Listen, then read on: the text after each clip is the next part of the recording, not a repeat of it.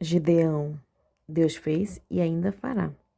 Juízes capítulo 6, dos versículos 11 ao 16. Então veio o anjo do Senhor e assentou-se debaixo do carvalho que está em Ofra, que pertencia a Joás, a Beerita. E Gideão, seu filho, estava malhando o trigo no lagar para o pôr a salvo dos midianitas. Então o anjo do Senhor lhe apareceu e lhe disse: O Senhor é contigo, homem valente. Respondeu-lhe Gideão: Ai, Senhor meu, se o Senhor é conosco, por que nos sobreveio tudo isso? E que é feito de todas as suas maravilhas que nossos pais nos contaram, dizendo: não nos fez o Senhor subir do Egito? Porém, agora o Senhor nos desamparou e nos entregou nas mãos dos midianitas. Então se virou o Senhor para ele e disse: Vai nessa tua força e livra Israel da mão dos midianitas.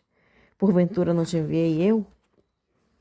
E ele lhe disse: Ai, Senhor meu, com que livrarei Israel?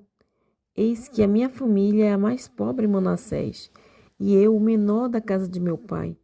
Tornou-lhe o Senhor: Já que eu estou contigo, ferirás os midianitas como se fossem um só homem.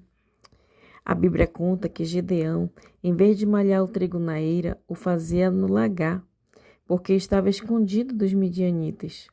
No lagar eram espremidas uvas ou azeitonas, a fim de separar o líquido. Como a eira é um campo aberto, era mais perigoso. Nesse momento, o anjo do Senhor se apresenta a Gideão, que o questiona sobre aquela aflição com os midianitas. Gideão, como israelita, já tinha visto e ouvido de seus antepassados sobre os vários feitos de Deus. Ele sabe quem é o Senhor e o seu poder. Gideão não desacreditou que Deus era com ele. Ele reconhecia todos os milagres e as maravilhas e cria que o Senhor podia fazer, mas diante da situação em que o povo se encontrava, acreditava que os feitos eram de um tempo passado e não para o momento em que vivia. Gideão, como libertador de Deus, foi usado pelo Senhor para livrar o povo num tempo de escassez espiritual, debaixo de um jugo de opressão dos inimigos. Gideão foi um grande líder. Estava à frente de 300 homens que enfrentavam um exército midianita. Historiadores estimam ser de aproximadamente 135 mil homens. Quantas vezes nos vemos como Gideão, ouvimos a proposta do Senhor, mas quando olhamos as circunstâncias e tudo o que Deus já fez no passado, dizemos a Ele expressões como: há um tempo eu estava no meu momento mais produtivo, lia mais a Bíblia, estava mais envolvido nos projetos do Senhor, estava mais disponível, por isso o Senhor já fez tantas coisas, mas agora não dá mais. Não sinto ser o meu melhor tempo. Ou podemos olhar para grandes homens e mulheres de Deus e pensar: Deus pode ser com eles, eles estão no tempo certo, mas comigo isso não vai mais acontecer. Eclesiastes capítulo 7, 10. Jamais digas por que foram os dias passados melhores do que estes, pois não é sábio perguntar assim. Quando nos encontramos assim, temos na palavra de Deus a resposta certa e o tempo certo. Todas as vezes que a palavra de Deus vem a nós, Ele atualiza o nosso coração para o tempo em que se chama hoje. Talvez o que o impede de dizer sim à proposta do Senhor é acreditar que você está fora do tempo, que hoje já não é mais possível. Se você acha que viveu o melhor dele, saiba que o hoje de Deus é maior do que aquilo que ele já fez. O que Deus já fez ou está fazendo é apenas prenúncio do que ele ainda fará. Hebreus, capítulo 3, versículo 7 e 15. Assim, pois, como diz o Espírito Santo, hoje, se ouvirdes a sua voz, não endureçais o vosso coração, como foi na provocação, no dia da tentação no deserto, onde os vossos pais me tentaram, pondo-me à prova, e viram as minhas obras por 40 anos. Hoje, se ouvirdes a sua voz, não endureçais o vosso coração, como na provocação. Toda vez que Deus fala no nosso coração, Ele atualiza nosso tempo ao tempo dele. Deus não tem outro tempo para nós, a não ser o tempo de hoje.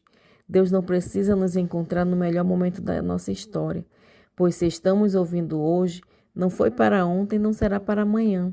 É para hoje que o Senhor conta conosco. Ele continua fazendo tanto por meio da nossa vida hoje. Se estamos com perspectiva somente do passado, ou uma expectativa de futuro, é porque estamos ouvindo pouco e com pouca qualidade a voz do Senhor. A voz de Deus sempre nos atualiza para o tempo chamado hoje. Isaías 64, verso 4. Porque desde a antiguidade não se ouviu, nem com ouvidos se percebeu, nem com olhos se viu Deus além de ti, que trabalha para aquele que nele espera. Aquilo que o Senhor está fazendo e ainda fará é maior do que o que ele já fez.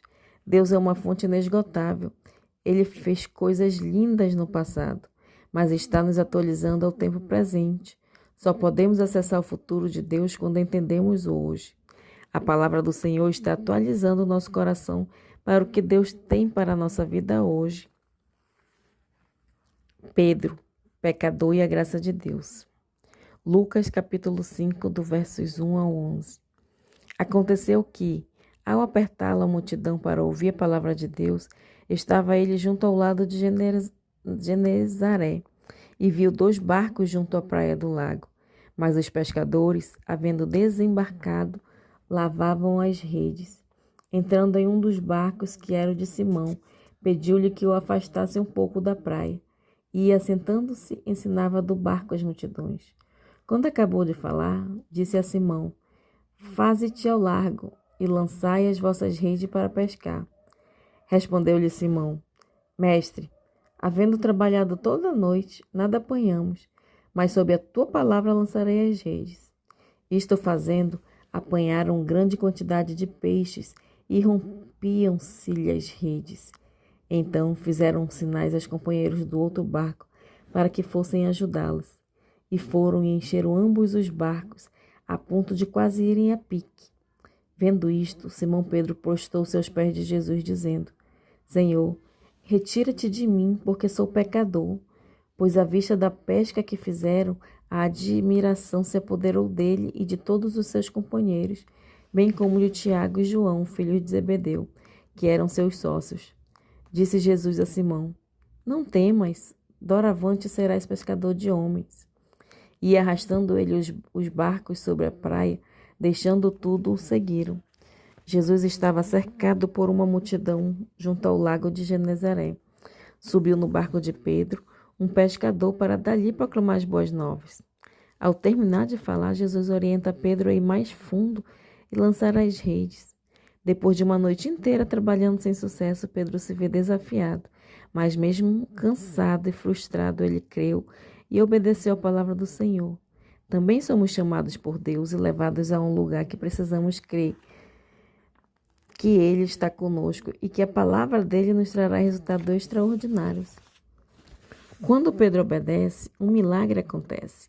Eram tanto peixes que as redes não estavam dando conta e precisaram pedir ajuda. Essa passagem é chamada de pesca maravilhosa. Pedro vê o resultado da sua obediência à palavra de Jesus e, admirado, pede que o Senhor se retire, pois era pecador. Como poderia usar um mero pescador? Por que Jesus abençoaria um pecador?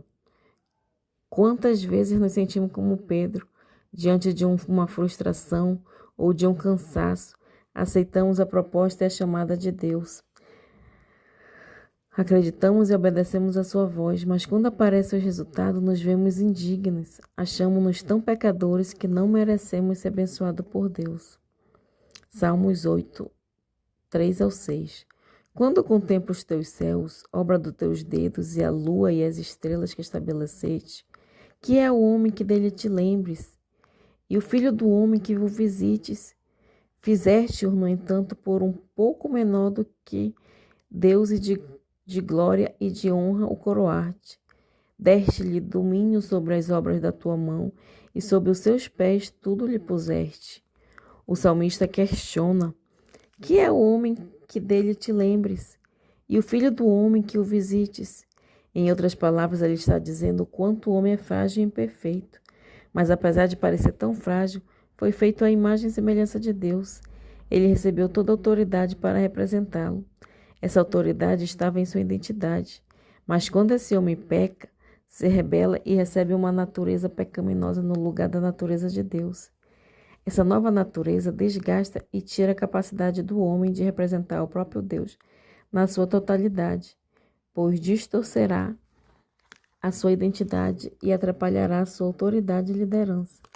No pecado, todo ser humano é indigno de fazer parte do plano de Deus, mas a obra de Cristo Jesus na cruz nos fez dignos, não por nós mesmos, para ninguém se vangloriar na presença de Deus. 1 Coríntios, capítulo 1, versos 27 ao 29. Pelo contrário, Deus escolheu as coisas loucas do mundo para envergonhar os sábios, e escolheu as coisas fracas do mundo para envergonhar as fortes. E Deus escolheu as coisas humildes do mundo e as desprezadas, e aquelas que não são, para reduzir a nada as que são, a fim de que ninguém se vanglorie na presença de Deus. Não somos dignos por nós mesmos, nem somos melhores do que ninguém. Carecemos do Senhor e da sua misericórdia. Vivemos pela graça de Deus e somos cooperadores do que Ele está fazendo. O Deus que nos chama também é aquele que nos perdoa. Paulo disse que não é pela nossa dignidade nem pelo nosso valor intrínseco. Não é por aquilo que podemos conquistar, porque Deus não escolheu as coisas sábias deste mundo, e nem escolheu as coisas que são louváveis para o mundo. Deus precisa contar conosco quando dizemos, não sou digno por mim mesmo, mas creio que na cruz de Cristo Ele foi o meu substituto. O digno se fez indigno para me tornar capacitado a viver o plano de Deus. Deus coloca seus tesouros em vasos de barro, em obediência nos faz participantes do plano dele.